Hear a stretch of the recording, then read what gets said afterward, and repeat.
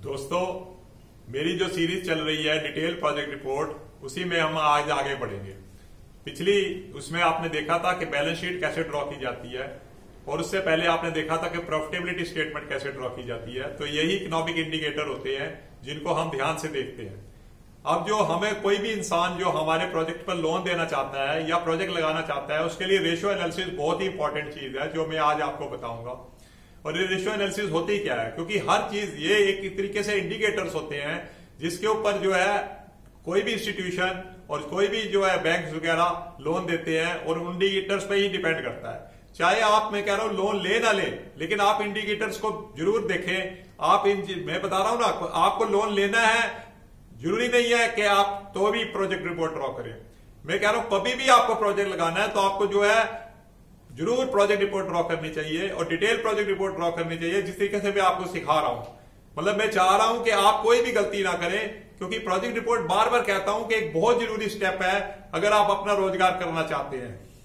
और मैं सबसे पहले आज आपको बताऊंगा फाइनेंशियल इंडिकेटर्स में जो रेशियो एनालिसिस है उसके हिसाब से जो पहले trading and profit and loss का सबसे पहला होता है इंडिकेटर ग्रॉस प्रॉफिट रेशियो।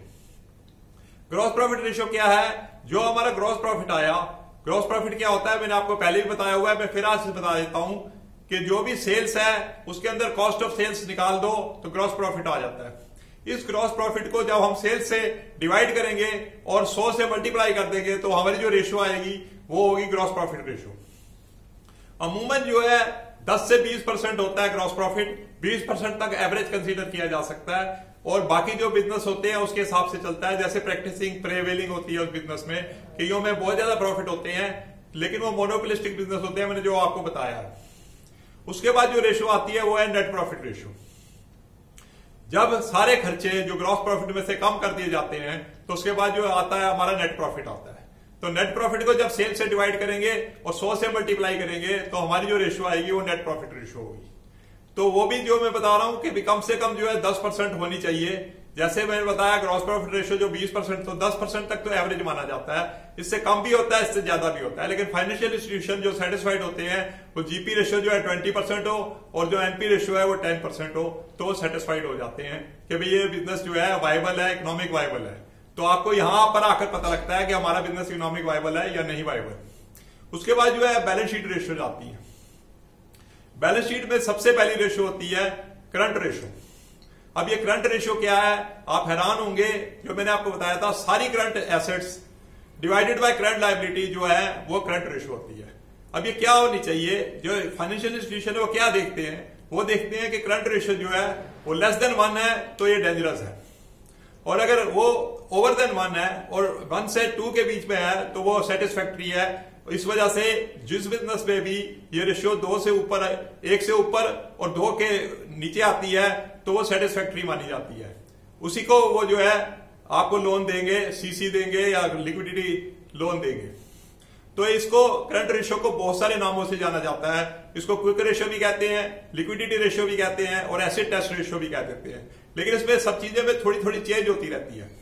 जो क्विक रेशियो होती है उसमें क्या है, जो बहुत सारी जो हमारी लिक्विड एसेट्स होती हैं जैसे डेटर, और जो बहुत जल्दी मतलब हमारे चेंज होते रहते हैं, डेटर्स हैं और हमारे जो है कैश रिजर्व्स हैं, तो उन चीजों को जो है करंट एसेट्स में लेकर और क्रेडिटर वगैरह से डिवाइड करा जाए तो जो क्विक रेशियो कहलाती है। तो इस तरीके से जो है मैं आपको बताया करंट रेशियो। करंट रेशियो के बाद जो हमारी रेशियो आती है वो है debt service coverage ratio, DSCR। ये डेट सर्विस कवरेज रेशियो क्या है, यही सबसे बड़ा इंडिकेटर है जो फाइनेंशियल इंस्टीट्यूशन देखता है किसी को लोन देने, क्या हमारा लोन ये पार्टी रीपे कर सकेगी या नहीं रीपे कर सकेगी। तो जो भी नेट ऑपरेटिंग इनकम आती है उसको जब हम डेट ऑब्लिगेशन से डिवाइड करते हैं तो वो जो है क्या आएगा, डेट सर्विस कवरेज रेशियो। तो ये मंथली भी हो सकती है, क्वार्टरली भी हो सकती है और एनुअली भी हो सकती है। तो जैसा भी इंस्टीट्यूशन को रिक्वायर होता है वो वैसे कवर कर लेती है। तो डेट सर्विस कवरेज रेशियो जो है उस तरीके से। और मैं दोस्तों आज आपको 3 टिप्स दे रहा हूं, मतलब जो टिप्स जो है तीनों ही जनरेशन के लिए। मेरा पहला टिप है कि क्या जो यंग जनरेशन अगर कोई प्रोजेक्ट लगाना चाहती है तो वो क्या देखे, उसमें देखे innovation, innovative technology, complex process जिसमें मार्जिन ज्यादा हो, ऐसा धंधा वो स्टार्ट करे जिसमें कि उसको मार्जिन ज्यादा मिले, इनोवेटिव टेक्नोलॉजी हो।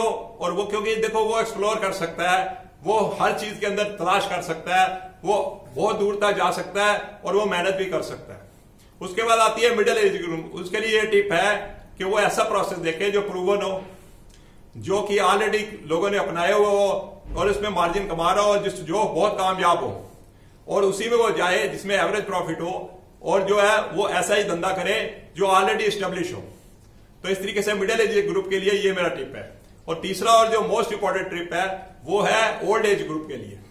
वो ऐसा देखे धंधा जिसमें फिजिकल ज्यादा इन्वॉल्वमेंट ना हो, मेंटल और एक्सपीरियंस की ज्यादा इन्वॉल्वमेंट हो। मैं बार बार आपको कहता हूं कि जो भी आपके फाइनेंस है वो बहुत ही मतलब वो है इंडिस्पेंसेबल।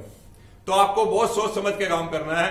तो आपको ऐसी प्रूवन टेक्नोलॉजी में पैसा लगाना है जहां पर चाहे आपको जो है रिटर्न कम आए, रिटर्न ऑन इन्वेस्टमेंट कम हो, लेकिन आपको जो है कॉम्प्लेक्सिटी ना हो, टेक्नोलॉजी कॉम्प्लेक्स ना हो, और कोई भी ऐसी चीज ना हो जिसमें रिस्क इन्वॉल्व हो। तो यही मेरे 3 इंडिकेटर है। अगली में जो आपके वीडियो दूंगा उसके अंदर आपको कैश फ्लो स्टेटमेंट और फंड फ्लो स्टेटमेंट बताऊंगा, और अदर पैरामीटर्स जो प्रोजेक्ट रिपोर्ट ड्रॉ कराने के लिए होते हैं, और जो सारे इंडिकेटर्स जो कि जिससे भी एक तरीके से बर्ड आई व्यू मिल सकता है वो होगा। तो दोस्तों आप मेरे साथ इस तरह से जुड़े रहें, मेरे चैनल को सब्सक्राइब करें और लगातार जो है शेयर करें, क्योंकि शेयर करें, और मैं देख रहा हूं लोग शेयर नहीं कर रहे। शेयर करिए मेरे को, जिससे नए सब्सक्राइबर मिल सके, और लाइक करिए, कमेंट करिए, मुझे पता लगे कि भी आप लोगों को मेरे वीडियो पसंद आ रहे हैं या नहीं। आपका बहुत बहुत धन्यवाद।